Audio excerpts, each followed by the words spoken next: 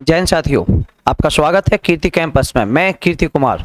आज अंबेडकर जयंती के अवसर पर हम जानेंगे उन महान शख्सियत के बारे में जिनकी सोच, जिनके ज्ञान से हमारा भारत हमेशा के लिए बदल गया। हम जानेंगे एक ऐसे महान व्यक्तित्व के बारे में जिनसे हमारा समाज हमेशा के लिए ऋणी रहेगा, चाहे वो महिलाओं के क्षेत्र की बात हो या पिछड़े या शोषित वर्ग की बात हो। तो आज हम चर्चा करेंगे डॉक्टर भीमराव अंबेडकर के बारे में। तो इन महान शख्सियत को महान बनाने में किन किन घटनाओं का योगदान रहा, पहले हम वो जानेंगे। लगभग 10 से 15 मिनट में हम आपको पूरा डॉक्टर साहब के बारे में बता देंगे। तो डॉक्टर भीमराव अंबेडकर का पूरा नाम डॉक्टर भीमराव रामजी अंबेडकर।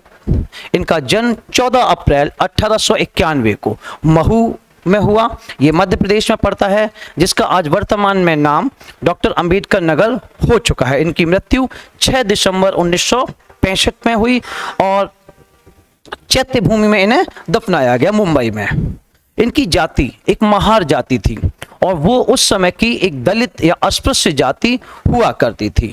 इनके पिताजी रामजी मालोजी शकपाल, ये ब्रिटिश काल में बहुत उच्च पद पर थे और ब्रिटिश काल में ये सेना के बहुत बड़े अधिकारी थे। इनकी माताजी भीमाबाई थी। इन्हें संविधान का निर्माता, संविधान का जनक, आधुनिक भारत का मनु, समाज सुधारक कहा जाता है। और ये बहुत बड़े अर्थशास्त्री के साथ साथ एक विधिवेत्ता भी थे, बहुत बड़े ये लॉयर थे। और 1990 में इन्हें मरणोपरांत भारत रत्न दिया गया।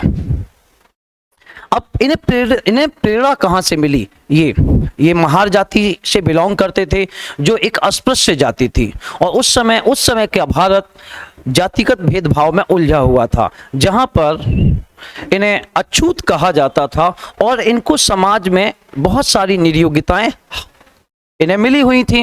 इन्हें बचपन में से ही पढ़ने का बहुत शौक था, लेकिन जाति को आधार बनाकर इन्हें पढ़ने के अधिकार से वंचित कर दिया गया। लेकिन उसके बाद भी एक कर्मठता और जुनून था कि ये लगातार पढ़ते रहे। और पढ़ने के दौरान ये था कि इन्हें स्कूल में एडमिशन तो बड़ी मुश्किल से मिला, लेकिन इन्हें अन्य बच्चों से अलग बैठाया जाता था। इसके साथ साथ इन्हें जो सार्वजनिक पानी था उसे छूने की इजाज़त नहीं थी। जो हैंडपंप था या जो मटके में पानी होता था, इन्हें कॉमन मटके से पानी नहीं दिया जाता था। इसके लिए क्या था, एक अलग जो कर्मचारी था, जिसे हम चपरासी कह सकते हैं, उसकी नियुक्ति की गई थी। वो एक चपरासी था और वो अंबेडकर साहब को ऊपर से पानी ऐसे डालता था, वो बालक नीचे पीता था। और जिस दिन वो चपरासी स्कूल में नहीं आता था, उस दिन वो बालक प्यासा रह जाता था। सोचो कैसा रहा होगा हमारा भारत। लेकिन आप एक बात को ध्यान रखें, क्या कि आप में जुनून होना चाहिए, महत्वाकांक्षा होनी चाहिए। योग्यता के साथ अगर महत्वाकांक्षा है तो आप टॉप पर जाएंगे। दोनों में एक का भी अभाव है तो आप टॉप पर नहीं जाएंगे। और यहाँ पर क्या था, योग्यता तो थी, उसके साथ साथ एक बहुत बड़ी महत्वाकांक्षा थी कि हमें कुछ पाना है। तो इन्हें अलग बैठाया जाता था और इसका परिणाम ये हुआ कि इन्होंने बचपन से ही सोच लिया था कि अब हम इस जातिवाद के खिलाफ लड़ेंगे और लड़ते रहेंगे। इसके लिए केवल और केवल इनके पास एक ही शस्त्र था, वो था शिक्षा। इन्हें पढ़ने का बहुत शौक था और इनकी जो लाइब्रेरी थी, उस लाइब्रेरी में लगभग 50,000 किताबें थीं। ये जीवन भर पढ़ते रहे। 50,000 किताबें थी। इतना प्रेम था कि कोई व्यक्ति अगर इनसे पुस्तक उधार मांगता तो इनसे मना कर देते कि हम आपको पुस्तक उधार नहीं देंगे, यदि आपको पढ़ना है तो हमारी लाइब्रेरी, वहां पर आइए और आप अध्ययन कीजिए। अब इनकी शिक्षा, क्योंकि पढ़ने का बड़ा जुनून था, तो एल्फिस्टन कॉलेज बम्बई में इन्होंने एडमिशन लिया और वहीं से इन्होंने ग्रेजुएट किया। लेकिन चूंकि शिक्षित थे, बहुत ब्रिलियंट थे, अब इन्हें विदेश जाना था। तो विदेश जाने के लिए उधर पैसा चाहिए था, पैसा इनके पास नहीं था। तो बड़ौदा रियासत के महाराजा सयाजीराव गायकवाड़ के द्वारा इन्हें स्कॉलर दी गई, जिससे ये विदेश पढ़ पाए। अब ये कोलंबिया विश्वविद्यालय पहुंचते हैं और वहां से इन्होंने अर्थशास्त्र में एमए किया और वहां पीएचडी हासिल की। लंदन स्कूल ऑफ इकोनॉमिक्स में डीएससी की। ग्रे इन कॉलेज जो कि लंदन में है, वहां पर बैरिस्टर, जैसे आज हम कानून कहते हैं, उसकी पढ़ाई को जारी रखा। अब जब ये इंडिया में पढ़ के आए तो इन्होंने सरकारी नौकरी भी की, लेकिन उन्होंने देखा क्या कि जो हमने झेला वो हमारे लोग ना झेलें। एक बार ये कहानियां तो फेमस हैं कि एक बार ये रात में अध्ययन कर रहे थे और तो एक विदेशी आया तो इनसे पूछा कि आप रात भर क्यों जागते हैं। तब इन्होंने कहा था कि मेरा समाज सोया हुआ है, उस सोए हुए समाज को जगाने के लिए मैं जाग रहा हूं। लगातार पढ़ते थे, इनका जो जुनून था वो पढ़ाई में था। इसके साथ साथ इनकी जो हॉबीज थी वो हॉबी क्या थी, इन्हें बागवानी का बेहद शौक था और कुत्ते पालने का शौक था। अब उस समय का हमारा भारत जाति और वर्ण व्यवस्था में घिरा हुआ था। यहाँ पर जो दलित वर्ग था उन्हें सार्वजनिक समारोह में जाने की इजाज़त नहीं थी। सार्वजनिक जो कुएं थे, तालाब था, नलकूप था, मंदिर था, वहाँ पर भी प्रवेश की इजाज़त नहीं थी। तो इन्होंने महार सत्याग्रह किया। और महार सत्याग्रह कैसा था, क्या था कि तालाब में पानी पीने दिया जाए इन लोगों को। सोचिए उस समय का भारत, एक कुत्ता पानी पी सकता था तालाब में, लेकिन दलित पानी नहीं पी सकते थे क्योंकि उससे पानी अपवित्र हो जाएगा। तो इन्होंने वो आंदोलन चलाया, फिर इन्हें पानी पीने का तालाब में अधिकार दिया गया। इसे चवदार जल आंदोलन भी कहा जाता है 1927 में। इसके साथ साथ दलितों को मंदिर में घुसने की इजाजत नहीं थी, तो कालाराम मंदिर सत्याग्रह चलाया गया 1930 में। और देखिए जब इन्होंने लगातार मंदिर को लेकर आंदोलन चलाया गया तो कई जगह ऐसा हुआ, और ये केवल यही नहीं, साउथ में ईवी रामास्वामी नायकर जिन्हें हम पेरियार कहते हैं, और भी ऐसे ही लोग जो लगातार मंदिर प्रवेश को लेकर आंदोलन चला रहे थे। तो बहुत ज़्यादा जब आंदोलन हुआ तो अधिकार क्या दिया गया कि आप मंदिर में घुस नहीं सकते, आपके लिए अलग से खिड़की बना दी जाएगी, वहीं से आप भगवान को देखिए, प्रणाम कीजिए और निकल लीजिए। यदि डॉक्टर अंबेडकर की जगह मैं होता तो मंदिर प्रवेश को लेकर आंदोलन नहीं चलाता, फिर क्या करता, हम अपना अलग मंदिर बना देते, जहां आस्था वहां ईश्वर, और फिर एक्स्ट्रा किसी ना किसी को पार्ट टाइम जॉब भी मिल जाती। तो दलितों के लिए सार्वजनिक स्थलों का अधिकार दिया। इसके लिए इन्होंने जो कुछ समाचार पत्र भी निकाले, मूक नायक और बहिष्कृत भारत। इनके वैचारिक आंदोलन जो थे वो क्या था, एनिलेशन ऑफ कास्ट, जाति व्यवस्था का इन्होंने लगातार विरोध किया। महात्मा गांधी जी और अंबेडकर साहब के मध्य वैचारिक मतभेद थे। गांधी जी की सोच क्या थी कि जाति व्यवस्था रहे, बस उसमें अस्पृश्यता खत्म हो जाए, लेकिन अंबेडकर साहब का मानना था कि अगर जाति व्यवस्था रहेगी तो अस्पृश्यता रहेगी, तो क्यों न जाति व्यवस्था को ही समाप्त हमेशा के लिए कर दिया जाए। ऐसी सोच किसकी थी, हमारे डॉक्टर बाबा साहब अंबेडकर जी की थी कि अगर जाति ही नहीं रहेगी तो जातिवाद नहीं होगा, जब जातिवाद नहीं होगा तो ऊंच और नीच का सारा जो लड़ाई थी, झगड़ा था, वो हमेशा के लिए समाप्त हो जाएगा।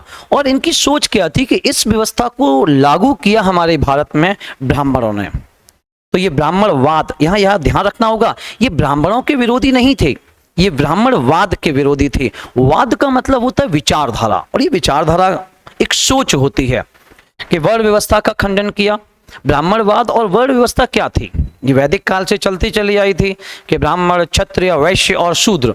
तो ये किसके खिलाफ थे, ये उस वाद के खिलाफ थे जिसमें कहा जाता था कि ब्राह्मण श्रेष्ठ है। ये कहते थे कि ना, जो शिक्षित है वो श्रेष्ठ है। लेकिन वर्ण व्यवस्था में उत्तर वैदिक काल में क्या था कि सारी व्यवस्था जन्म के आधार पर हो चुकी थी। ये इसके विरोधी थे और जीवन भर इसके लिए संघर्ष करते रहे और लड़ते रहे। राजनीतिक जीवन में इनका क्या था, हम लोग हिस्ट्री पढ़ते हैं तो देखते हैं कि इन्होंने अंग्रेजों के खिलाफ किसी विशेष मूवमेंट में पार्टिसिपेट नहीं किया। उसके कुछ रीजन थे, उसकी हम थोड़ी सी यहाँ पे चर्चा करेंगे। जैसे क्या, हमारे इंडिया में साइमन कमीशन का विरोध किया गया, मद्रास कार्य समिति कांग्रेस की हुई, उसमें साइमन कमीशन के बहिष्कार का निर्णय लिया गया। साइमन कमीशन भारत क्यों आया था, ब्रीफ में हम बता रहे। यहाँ पर वो भारतीयों से चर्चा करने आया था साइमन कमीशन, और साथ ही साथ चर्चा करने के बाद ये देखता कि भारतीय क्या इस योग्य हो चुके हैं कि उन्हें संवैधानिक अधिकार दिए जाएं, अगर दिए जाएं तो उनका स्वरूप क्या हो और वो अधिकार कितने दिए जाएं।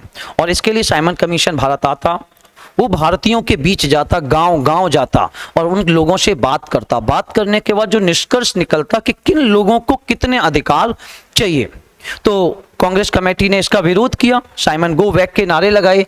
और कांग्रेस कमेटी ने क्या कहा? कांग्रेस कमेटी का कहना यह था कि इसमें सारे के सारे सदस्य अंग्रेज हैं, कोई भी सदस्य इंडियन नहीं है, इस वजह से इसका विरोध किया। लेकिन बाबा साहब का यहाँ पे समर्थन क्यों मिला? क्योंकि उन्हें पता था कि अगर साइमन कमीशन आएगा तो पिछड़े और दलित लोगों से बात करेगा, उन्हें अधिकार मिलेंगे, उन्हें अधिकार मिलेंगे, हमारा देश आगे बढ़ेगा। देश आगे बढ़ेगा तो सब कुछ आगे बढ़ेगा। तो इसी कारण से इन्होंने साइमन कमीशन का सहयोग किया। ओके, उसके बाद गोलमेज सम्मेलन हुए, कुल मिला के तीनों गोलमेज सम्मेलन में डॉक्टर साहब ने पार्टिसिपेट किया, कांग्रेस ने केवल दूसरे में पार्टिसिपेट किया था। फिर लॉर्ड लिनलिथगो एक प्रस्ताव लेके आया था, कम्युनल अवार्ड, सांप्रदायिक पंचायत। उसमें क्या था? उसमें डॉक्टर अंबेडकर साहब और ऐसे ही लोगों का मानना था, उनका कहना था कि दलित वर्ग को अलग से प्रतिनिधित्व दिया जाए। तो कम्युनल अवार्ड जो लॉर्ड लिनलिथगो लेके आया था, उसमें क्या था कि दलित वर्ग को हिंदू वर्ग से अलग कर दिया गया था। इससे पहले सिख, मुस्लिम वो तो अलग थे ही, तो उनको भी अलग से अधिकार दिए गए थे। अब इनका मत क्या था कि जाहिर सी बात है कि जब आप हमें अपना मानते नहीं हैं तो हम आपके साथ क्यों रहें, आपके साथ हम क्यों चलें, जबकि आप हमें अपना बराबरी का हिस्सा मानते नहीं हो। तो इनका कम्युनल अवार्ड का इन्होंने समर्थन किया। तो कम्युनल अवार्ड को लेकर गांधी जी जो ये उस समय पूना की यरवदा जेल में थे, उन्होंने आमरण अनशन करना शुरू कर दिया। भूख हड़ताल, आमरण, जब तक मर न जाए तब तक अनशन। ऐसी स्थिति में गांधी जी की हालत बिगड़ने लगी। तो सोचो कितने महान थे डॉक्टर भीमराव अंबेडकर, उन्होंने अपना हठ त्याग दिया। क्यों? क्योंकि गांधी जी से उनका जो भेद था वो मतभेद था, वो वैचारिक मतभेद था। ऐसा नहीं था कि आज की राजनीति की तरह वो पर्सनली उनसे कोई टशन हो, ना, वो केवल वैचारिक मतभेद था। तो उन्होंने अपनी हठ धर्मिता को त्यागा और 1932 में महात्मा गांधी और अंबेडकर साहब के मध्य पूना में एक पैक्ट हुआ, उसे कहा जाता है पूना पैक्ट। इसके बाद इन्होंने 1936 में इंडिपेंडेंट लेबर पार्टी का गठन किया।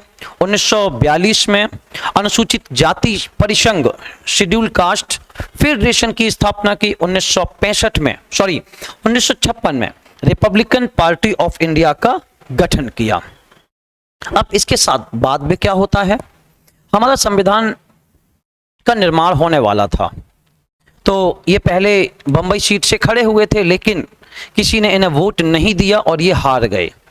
संविधान सभा में पहले ये आमंत्रित सदस्य थे, चयनित नहीं थे, लेकिन इनकी विद्वता को देखकर इन्हें आग्रह किया गया कि आप संविधान सभा में शामिल हो जाओ। तो ये बंगाल की सीट से चुन के आए, बाद में बंगाल विभाजन हो गया, वो पूर्वी पाकिस्तान जिसे आज हम बांग्लादेश कहते हैं वहां चला गया। तो ये बंबई की पूरे सीट से चुन के आए थे। वहां पे एम जैकर ने रिजाइन दिया था, उनकी जगह पर ये चुन के आए और हमारे संविधान सभा में शामिल हो गए। संविधान सभा की जो सबसे इंपॉर्टेंट समिति थी, प्रारूप समिति, प्रारूपर, ड्राफ्टिंग या मसौदा समिति, उसका इनको हेड बनाया गया और पूरे संविधान को कंट्रोल और लिखने की जिम्मेदारी किसको दी गई? डॉक्टर भीमराव अंबेडकर को दी गई। इसी कारण इन्हें भारतीय संविधान का पिता या जनक कहा जाता है, आधुनिक भारत का मनु कहा जाता है। लेकिन यहाँ पे एक छोटी सी बात, कुछ लोग को लगता है कि हमारा पूरा संविधान बाबा साहब ने लिखा है। अगर हम ऐसा कहेंगे तो ऐसा कहने से संविधान सभा के अन्य लोगों के प्रति जाति होगी। हाँ, ये सत्य है कि संविधान को बनाने में सबसे महत्वपूर्ण भूमिका अंबेडकर साहब की थी, लेकिन केवल संविधान अंबेडकर साहब ने नहीं बनाया, वो हमारे उधर के संविधान निर्मात्री सभा के लोगों की अनथक मेहनत, जो 2 वर्ष 11 माह 18 दिन लगातार लगे रहे, उसका परिणाम था हमारा भारतीय बेहतर संविधान। ओके, संविधान में इन्होंने इनकी विचारधारा से क्या कुछ आया, समानता, स्वतंत्रता और ये बंधुता के पुरजोर समर्थक थे। तो हमारे संविधान में आर्टिकल जो 14 से 18 है, समता का अधिकार, उसमें बहुत सारा योगदान डॉक्टर साहब का है। तो धर्मनिरपेक्षता जो 25 से 28 और प्रस्तावना में भी है, उस पर भी इनका प्रभाव रहा है। दलित और पिछड़े वर्गों को जो आरक्षण मिला हुआ है आर्टिकल 15 और 16 में, उस पर भी सबसे ज्यादा प्रभाव डॉक्टर साहब का रहा है। अस्पृश्यता का अंत वो भी इन्हीं की वजह से हुआ, आर्टिकल 17। इसके साथ साथ जीवन भर ये महिलाओं के अधिकारों के लिए लड़ते रहे। क्योंकि ये विदेश में पढ़ के आए थे, इन्हें पता था। और आप भी ये समझिए, जो आज अभी चल रहा है कि हम धर्म के नाम पर लड़ रहे हैं, हम जाति के नाम पर लड़ रहे हैं, हम देखें चीन को, हम देखें यूरोप को, हम आगे तब बढ़ेंगे जब भारत का प्रत्येक वर्ग, प्रत्येक व्यक्ति, चाहे वो किसी भी कास्ट का हो, महिला हो या पुरुष हो, सारे लोग जब एक से एक कंधा मिला के काम करेंगे तो हमारा देश उत्तरोत्तर प्रगति करेगा। ऐसा ये क्योंकि पढ़े थे तो इन्हें पता था, तो ये महिलाओं के अधिकारों के लिए भी सजग लगातार रहे। अब स्वतंत्र भारत में इनका योगदान, ये भारत के पहले विधि और न्याय मंत्री थे। आज जो वर्तमान में आप 8 घंटे का काम देख रहे हैं कि एक व्यक्ति, एक श्रमिक 8 घंटे काम करेगा, वो शुरुआत अंबेडकर साहब की वजह से हुई। श्रम कानून और सुरक्षा के जो उपाय थे वो सबसे पहली बार अंबेडकर साहब की देन रहे। अल्पसंख्यकों की सुरक्षा से संबंधित जो भी मुद्दे थे उन पर भी किनका प्रभाव रहा है? अंबेडकर साहब का प्रभाव रहा है। इसके साथ साथ स्वतंत्र भारत में और का योगदान था कि ये भारत के पहले विधि और न्याय मंत्री थे। हिंदू कोड बिल ये लाए। इसमें क्या होना था? महिलाओं को संपत्ति का अधिकार दिया जाना था, उत्तराधिकार का अधिकार दिया जाना था, गोद लेने का अधिकार दिया जाना था, महिलाओं को विवाह और उसमें जो भी कुरीतियां थी उनको दूर करने के लिए ये हिंदू कोड बिल लाया गया। लेकिन उधर की पुरुषवादी सोच, और ये घटिया पुरुषवादी सोच हम तो यूं कहेंगे, इसके चलते ये बिल पास नहीं हो पाया। सो 1951 में इन्होंने मंत्री पद से इस्तीफा दे दिया। काश ऐसे कुछ और, ऐसे इन जैसे व्यक्तित्व वाले कुछ और लोग होते तो वर्तमान का भारत कुछ और होता। फिर इन्होंने कहा कि मेरा जन्म तो हिंदू धर्म में हुआ है लेकिन मेरी मृत्यु हिंदू धर्म में नहीं होगी। क्यों? इसे कोई पर्सनली ना लेना, क्योंकि हिंदू धर्म भेदभाव पर आधारित है।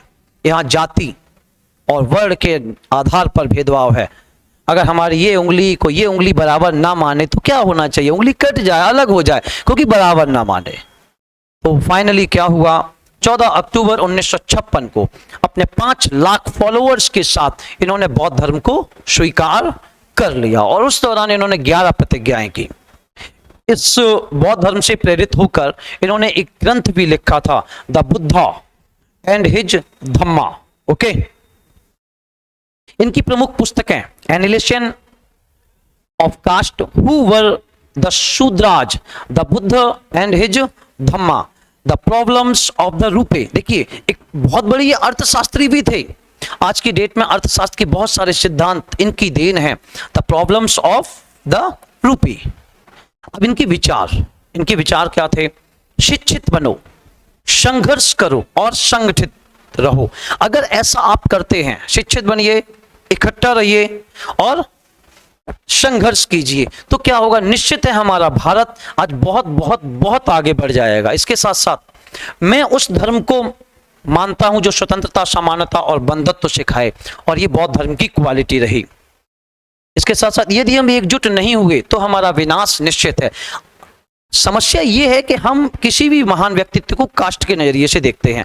अगर हम इसको आज पूरे देश की नजरिए से देखें तो हम शिक्षित होंगे, संघर्ष करेंगे, संगठित रहेंगे, एकजुट होंगे, तो चाहे चीन हो या कोई भी देश हो, हमारी तरफ आंख उठाकर भी देख नहीं सकता। आई होप आपको ये हमारा वीडियो पसंद आया होगा। यदि हमारा वीडियो पसंद आया हो तो इस वीडियो को शेयर कीजिए। इसके साथ साथ हमारे चैनल को थोड़ा सा प्रमोट कीजिए, सब्सक्राइब कीजिए और वीडियो कैसा लगा कमेंट भी कीजिए। जय हिंद।